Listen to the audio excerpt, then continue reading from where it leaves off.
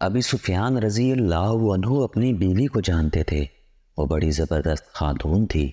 ابی سفیان رضی اللہ عنہ نے انہیں اتنا کہنے کی بھی جرأت نہ کی کہ وہ بھاگ آنے پر مجبور تھے۔ وہ جانتے تھے کہ ہند کے سامنے بولے اور کچھ دیر رکے رہے تو ہند ڈنڈوں سے مار مار کر انہیں بے ہوش کر دیں گی۔ دوسری عورتوں نے یہاں بھی وہی منظر بنا دیا جو دائیں پہلو کے مجاہدین کی عورتوں نے بنا دیا تھا۔ بیویوں نے اپنے خامدوں کو شرمسار کیا اور انہیں ایسا جوش دلایا کہ وہ سب واپس چلے گئے۔ مورخوں نے لکھا ہے کہ عورتیں اپنے مردوں کے ساتھ میدان جنگ تک چلی گئیں۔ ان میں ایک عورت کچھ زیادہ ہی آگے چلی گئی۔ ایک رومی سپاہی اس کے سامنے آ گیا۔ وہ اسے ایک عورت ہی سمجھ رہا تھا، لیکن اس عورت نے تلوار نکال لی اور اس رومی کو مار ڈالا۔ سالار یزید رضی اللہ عنہ بن ابی سفیان ایک جگہ پریشانی کے عالم میں اپنے بکھرے ہوئے مجاہدین کو ڈھونڈتے نظر آئے۔ انہوں نے دیکھا کہ پسپا ہونے والے واپس آ گئے ہیں تو ان کے چہرے پر رونق واپس آ گئی۔ رومی پیچھے ہٹ گئے تھے۔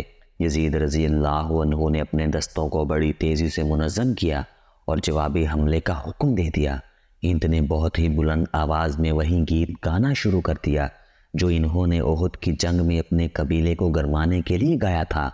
اس وقت ہند مسلمان نہیں تھی۔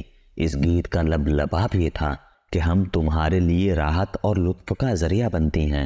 اگر تم نے دشمن کو شکست دی تو ہم تمہیں گلے لگا لیں گی، اور اگر تم پیچھے ہٹائے تو ہم تم سے جدا ہو جائیں گی۔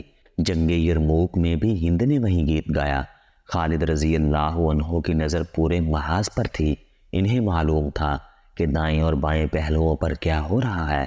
انہیں احساس تھا کہ پہلوؤں کو مدد کی ضرورت ہے، لیکن خالد رضی اللہ عنہ نے مدد کو انتہائی مخدوش صورتحال میں استعمال کرنے کی سوچ رکھی تھی۔ انہیں خبریں مل گئی تھیں کہ دایاں پہلو پسپا ہو گیا اور بایاں پہلو بھی بکھر کر پیچھے ہٹ گیا ہے۔ خالد رضی اللہ عنہ نے دونوں پہلوؤں کے سالاروں کو پیغام بھیجا تھا کہ وہ جوابی حملہ کریں، نفری کتنی ہی تھوڑی کیوں نہ ہو۔ آخر انہیں اطلاع ملی کہ دائیں پہلو کے سالار نے جوابی حملہ کر دیا ہے۔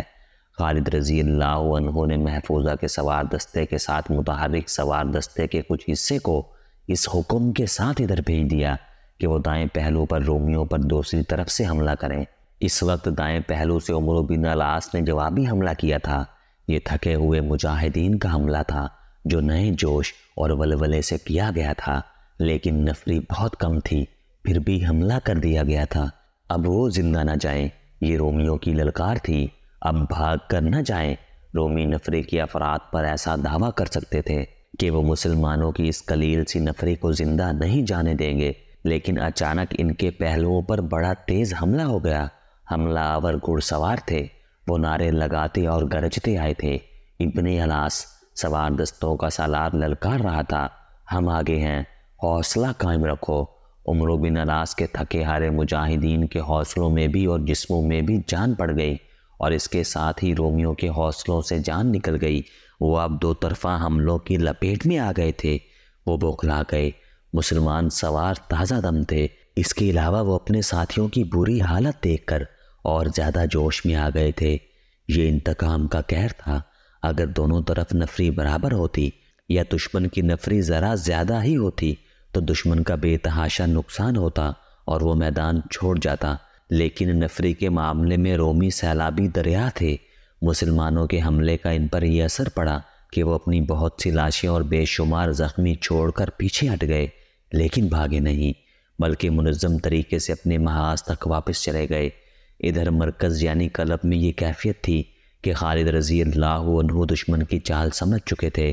رومی ابھی تک مسلمانوں کے قلب کے سامنے موجود تھے۔ وہ ہلکا سا حملہ کر کے پیچھے ہٹ جاتے تھے۔ خالد رضی اللہ عنہ جان گئے کہ دشمن انہیں مصروف رکھنا چاہتا ہے تاکہ وہ اپنے پہلوؤں کی طرف توجہ نہ دے سکیں۔ خالد رضی اللہ عنہ کو دائیں بائیں پہلوؤں کی اطلاعیں ملیں تو انہوں نے مہان کا پلان بیکار کرنے کا طریقہ سوچ لیا۔ پہلے انہوں نے دائیں پہلو کو مدد بھیجی، پھر بائیں طرف توجہ دی جہاں کے سالار یزید بن ابی سفیان تھے۔ ابن الازور خالد رضی اللہ عنہ نے اپنے متحرک سوار دستے کے سالار زرار بن الازور کو بلا کر کہا، کیا تو دیکھ رہا ہے کہ دشمن ہمارے بازوں پر غالب آ گیا ہے؟ دیکھ رہا ہوں ابن ولید، زرار نے کہا، میں تیرے حکم کا منتظر ہوں۔ کیا تو دیکھ نہیں رہا کہ میرا گھوڑا کس بے چینی سے کھر مار رہا ہے؟ بائیں پہلو پر جلد جا ابن الازور، خالد رضی اللہ عنہ نے کہا۔ سوار دستہ اپنے ساتھ لے اور یزید کی مدد کو اس طرح پہنچ کہ جن رومیوں کے ساتھ وہ الجھا ہوا ہے ان پر پہلو سے حملہ کر دو۔ کس حال میں ہے یزید؟ زرار نے پوچھا۔ حال جو مجھے بتایا گیا ہے وہ میں کیسے بیان کروں؟ خالد رضی اللہ عنہ نے کہا۔ ابو سفیان جو کبھی ہمارے قبیلے قریش کی آنکھ کا تارا تھا وہ بھی پسپا ہو گیا ہے۔ دوسری اطلاع ملی ہے کہ پسپا ہو کر آنے والے پھر آگے چلے گئے، لیکن تو جانتا ہے کہ حوصلہ ایک ضرب کھا لے تو دوسری ضرب کھانے کی تاب نہیں رہتی۔ اللہ ہم سب کو حوصلہ دے گا، زرار بن الازور نے کہا۔ زرار تاریخی جنگجو تھے، دل میں اللہ اور رسول صلی اللہ علیہ وآلہ وسلم کا عشق تھا، زبان پر اللہ اور رسول اللہ صلی اللہ علیہ وآلہ وسلم کا نام، اور ان کی تلوار اللہ کے نام پر چلتی تھی۔ وہ تو اپنی جان سے لا تعلق ہو چکے تھے۔ خالد رضی اللہ عنہ کا حکم ملتے ہی انہوں نے اپنے سوار دستوں کو ساتھ لیا اور یہ دستہ اپنی ہی اڑائی ہوئی گرگ میں غائب ہو گیا۔ وقت دوپہر کے بعد کا تھا، گرمی جھلسا رہی تھی، گھوڑے پسینے میں نہا رہے تھے، پیاس سے مجاہد کے منہ کھل گئے تھے اور ان کی روحیں پانی کی نہیں دشمن کے خون کی پیاسی تھی۔ زرار بن الازور کے دستے نے ان رومیوں پر ایک پہلو سے حملہ کیا جنہیں یزید رضی اللہ عنہ نے اپنے حملے میں الجھا رکھا تھا۔ یہ رومی زنجیر بند تھے، انہیں پہلی بار احساس ہوا کہ زنجیریں نقصان بھی دے دیا کرتی ہیں۔ پہلے بتایا جا چکا ہے کہ 10 آدمی ایک ہی زنجیر میں بندھے ہوئے تھے۔ انہوں نے جب حملہ کیا تھا تو ان کی رفتار زنجیروں کی وجہ سے سست تھی۔ اب ان پر زرار نے حملہ کیا تو وہ پیچھے ہٹنے لگے۔ مسلمانوں کی تلواروں اور برچھیوں سے بچنے کے لیے انہیں تیزی سے پیچھے ہٹ جانا چاہیے تھا، لیکن زنجیریں انہیں تیزی سے پیچھے ہٹنے نہیں دے رہی تھیں۔ زرار کے سواروں کا حلہ بڑا ہی تیز اور زوردار تھا۔